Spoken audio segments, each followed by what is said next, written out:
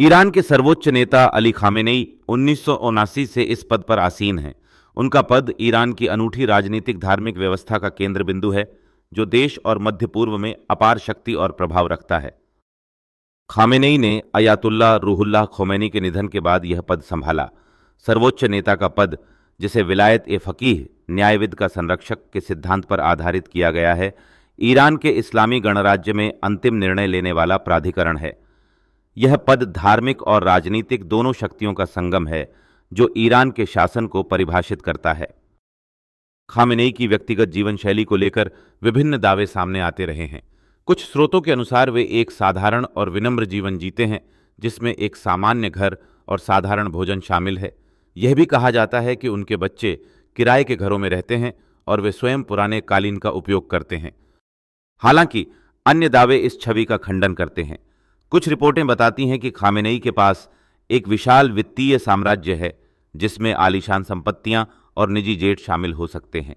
ये विरोधाभासी दावे ईरानी समाज और अंतर्राष्ट्रीय पर्यवेक्षकों के बीच बहस का विषय बने हुए हैं। सर्वोच्च नेता के रूप में खामेनेई ईरानी राजनीतिक जीवन में केंद्रीय व्यक्ति हैं। उनके पास सभी प्रमुख नीतियों पर अंतिम निर्णय लेने का अधिकार है। वे सशस्त्र बलों के कमांडर इन चीफ हैं और शक्तिशाली Islamic revolutionary guard corps IRGC को नियंत्रित करते हैं। खामेनेई का प्रभाव मध्य पूर्व में भी फैला हुआ है, विशेषकर हमास और हिजबुल्लाह जैसे समूहों को ईरान के समर्थन के माध्यम से। उन्होंने ईरान को प्रतिरोध की धुरी के केंद्र के रूप में स्थापित किया है, जिसमें कुद्स फोर्स रणनीतिक गहराई प्रदान करती है।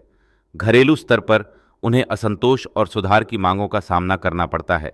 अंतर्राष्ट्रीय स्तर पर ईरान परमाणु समझौते को लेकर अमेरिका और उसके सहयोगियों के साथ तनावपूर्ण संबंध बने हुए हैं। अली खामेनेई का नेतृत्व सुधारवादी आकांक्षाओं और सत्तावादी शासन के बीच एक जटिल संतुलन को दर्शाता है। उनकी भूमिका ईरान के भविष्य और क्षेत्रीय स्थिरता के लिए महत्वपूर्ण बनी हुई है। इस जटिल राजनीतिक परिदृश्य पर आपकी क्या राय है?